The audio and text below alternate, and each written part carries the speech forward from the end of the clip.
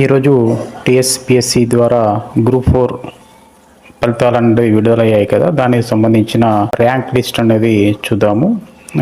మొదటగా టీఎస్పిఎస్సికి సంబంధించిన వెబ్సైట్ను ఓపెన్ చేయాలి. అందులో కూడా గ్రూప్ 4 సర్వీసెస్ సంబంధించి జనరల్ ర్యాంకింగ్ లిస్ట్ అవైలబుల్ ఉంది. దాని మీద క్లిక్ చేయగానే మనకు టీఎస్పిఎస్సి సంబంధించిన ID, hall ticket number, date of birth అనేవి మనకు కనిపిస్తాయి. దాని మీద సేమ్ యాజ్ ఇట్ ఈస్గా TSPSC ID, hall ticket number, date of birth enter చేసి క్యాప్చా ఎంటర్ చేసి డౌన్లోడ్ పీడిఎఫ్ అనగానే మనకు పీడిఎఫ్ ఫైల్ అనేది ఓపెన్ కావడం జరుగుతుంది. ముఖ్యంగా దానిలో సంబంధించి టోటల్గా పేజెస్ వచ్చేసి 15,143 పేజెస్ ఉన్నాయి. టోటల్ త్రూ అవుట్ స్టేట్ సంబంధించినవి, అన్ని డిస్ట్రిక్ట్ సంబంధించిన ర్యాంక్స్ అనేవి అవైలబుల్ ఉన్నాయి. ఫస్ట్ ర్యాంక్ నుండి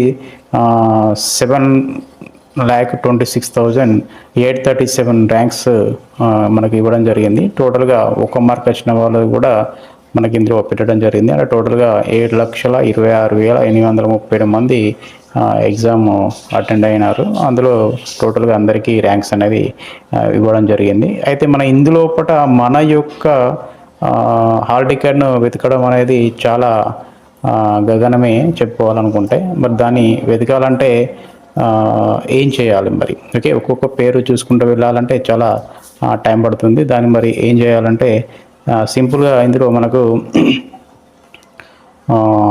ఎడిట్ ఆప్షన్లోకి వెళ్ళేసి, అంటే ముఖ్యంగా ఫస్ట్ ఆఫ్ ఆల్ పీడిఎఫ్ ఫైల్ని డౌన్లోడ్ చేసుకోవాలి. దాని తర్వాత ఎడిట్లోకి వెళ్ళి ఇందులో మనకు ఫైండ్ అనే ఒక ఆప్షన్ ఉంటుంది. దాని మీద క్లిక్ చేయగానే మనకు ఒక పాపప్ విండో ఓపెన్ అవుతుంది. ఇక్కడ ఫైండ్ అని కనబడుతుంది. మీ యొక్క హాల్ టికెట్ నెంబరు ఇందులో ఎంటర్ చేయండి. ముఖ్యంగా ఎంటర్ చేసి నెక్స్ట్ అనగానే అది సెర్చ్ చేసేసి బై డిఫాల్ట్గా మన యొక్క హాల్ టికెట్ నెంబర్ ఎక్కడైతే ఉందో అక్కడ మన ర్యాంక్ అనేది కనిపించడానికి అవకాశం ఉంటుంది. ఈ విధంగా సెర్చ్ చేసుకొని మీ యొక్క ర్యాంక్ను చూసుకోగలరు.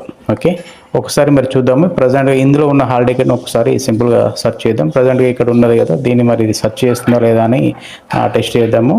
లేకపోతే ఎక్కడదో ఫర్ ఎగ్జాంపుల్ ఈ ప్లేస్లో తీసుకొని జస్ట్ దీన్ని కాపీ చేసుకొని ఇందులో ఎంట్రీ చేస్తున్నాను. ఒకసారి చూద్దాం. నెక్స్ట్ అనండి. ఓకే, నెక్స్ట్ అనగానే బై డిఫాల్ట్గా మనకు హాల్ టికెట్ నెంబర్ అనేది చూపించడం జరుగుతుంది. ఓకే, ఇక్కడ ఏ యొక్క హాల్ టికెట్ నెంబర్ ఇచ్చినా కూడా ఆ యొక్క హాల్ టికెట్ నెంబర్ అనేది మనకు ఎంటర్ చేస్తే అది మనకు చూపించడం అనేది జరుగుతుంది.